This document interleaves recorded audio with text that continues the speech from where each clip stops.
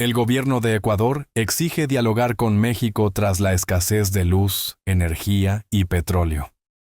¿Pero creen ustedes que el gobierno mexicano estará dispuesto a perdonar a Daniel Noboa luego de las agresiones a nuestra embajada, donde se golpeó al personal diplomático? Se dice que Daniel Noboa fue involucrado con Estados Unidos para agredir a México y México enviar el ejército hacia su país. Esto iba a provocar un conflicto y Estados Unidos probablemente invadiría México y le robaría un pedazo del territorio. México no quiso movilizar el ejército, sino que le puso sanciones y le bloqueó el comercio a Daniel Noboa. Además, los ecuatorianos fueron expulsados de las Naciones Unidas. Es decir, que México utilizó un mecanismo legal que hoy en día Daniel Noboa quiere pasar por alto, diciendo que las empresas petroleras mexicanas están obligadas a venderle petróleo. Por esa razón, exige una reunión urgente con el gobierno mexicano. ¿Debería México recibir a Daniel Noboa para dialogar en nuestro país? ¿Qué piensa cada uno de ustedes? Por eso vamos a ver. Ecuador exige dialogar con México ante la escasez de luz, agua, energía y petróleo. Buscan culpar a México de la quiebra económica de Ecuador. Dicen que tras México negarse a comprarle los bananos, a recibir los pescados y el cacao, los agricultores de Ecuador han perdido millones de dólares, y ahora los bancos le están quitando las tierras.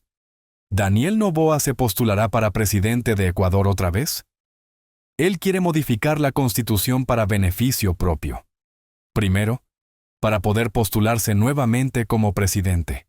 Además, para permitirle al gobierno de los Estados Unidos poder construir bases militares en el país, ya que en Ecuador está prohibido que una potencia extranjera tenga militares en el territorio nacional. Pero Daniel Noboa considera, ya que él es ciudadano estadounidense, que sería viable que en su país hayan militares de los Estados Unidos. Además de los dólares, ¿creen ustedes que eso va a convertir a Ecuador en una colonia de los Estados Unidos? ¿Pemex?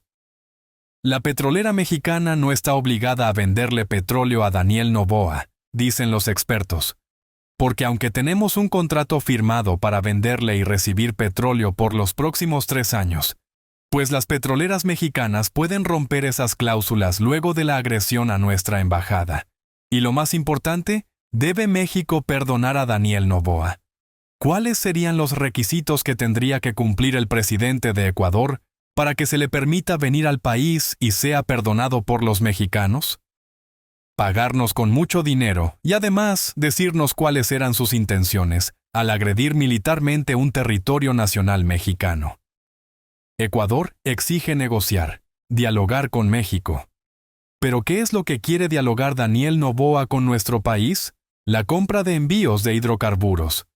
Ustedes saben que México es la potencia más grande energética. A México era donde se dirigía todo el petróleo ecuatoriano, para que las empresas de Pemex lo convirtieran en combustible. Pues México dejó de recibir su petróleo crudo y ahora Ecuador se ha quedado a oscura. Tienen cortes energéticos. Y Noboa le está mintiendo al pueblo.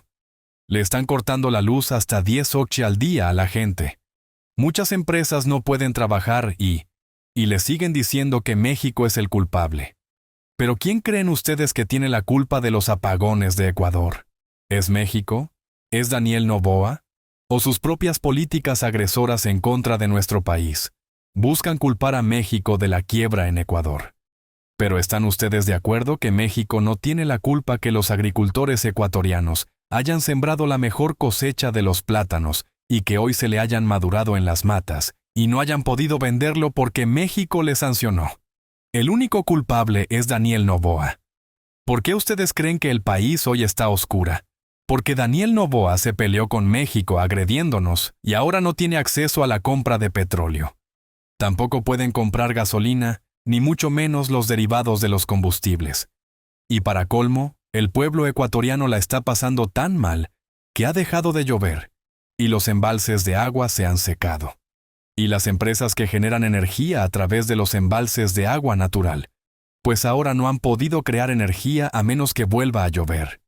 Es decir, que no tienen petróleo, no hay combustible, la gasolina ha subido de precio, no hay energía eléctrica y tampoco hay agua potable. Es decir que Daniel Noboa ha sido un fracaso total en el sistema energético de los ecuatorianos. Y por eso los ecuatorianos no deberían votar por Daniel Noboa, porque estarían cometiendo un grave error. Si él se ha sentido dueño del país porque es un niño rico que no necesita nada, se lo han dado todo durante toda su vida, pues imagínense ustedes lo que va a suceder en la nación si se vuelve a votar por Daniel Noboa. Sabemos que los ecuatorianos son bastante inteligentes, y no lo van a hacer porque esto sería un fracaso, y Noboa se va a postular para presidente de Ecuador otra vez. Por eso quiere modificar la Constitución. Modificar la Constitución de un país para beneficio propio debería ser ilegal, ya que Daniel Noboa quiere hacer lo mismo que hizo Nayib Bukele en El Salvador. Quiere postularse para presidente nuevamente. Ya recibió el apoyo de los Estados Unidos. Y esto podría perpetuar el presidente eternamente en el gobierno, convertirlo en un dictador. ¿Qué va a pasar con la economía del país ahora que ni Rusia, ni México y mucho menos China quieren hacer negocio con los ecuatorianos? Tras la llegada de Noboa al gobierno, este se ha decidido como meta empobrecer al país. Los ecuatorianos son hoy más pobres que hace 6 años, cuando la mayoría de países hoy son más ricos que antes. Por ejemplo, México ha duplicado el valor de su Producto Interno Bruto en los últimos 6 años, gracias a la política de no deuda, no acuñamiento de dinero e inversión de los recursos que pagan los mexicanos, como los impuestos. En Ecuador ha sucedido todo lo contrario. Los campesinos que trabajan la tierra la están perdiendo, porque hoy los bancos se la están reclamando por los préstamos que les hicieron para ponerla a producir. Además, la gente que trabaja en la industria pesquera que vendían en México tonelada de pescado, no lo han podido vender. Pero además, a eso hay que sumarle que las empresas extranjeras que habían llegado a Ecuador, hoy están cerrando y se están yendo, porque no hay energía eléctrica. ¿Cómo se puede vivir en un país a oscura? Pemex no está obligada a venderle petróleo a Ecuador, y esto lo sabe el mundo entero. Las empresas petroleras mexicanas no son públicas, le pertenecen al Estado.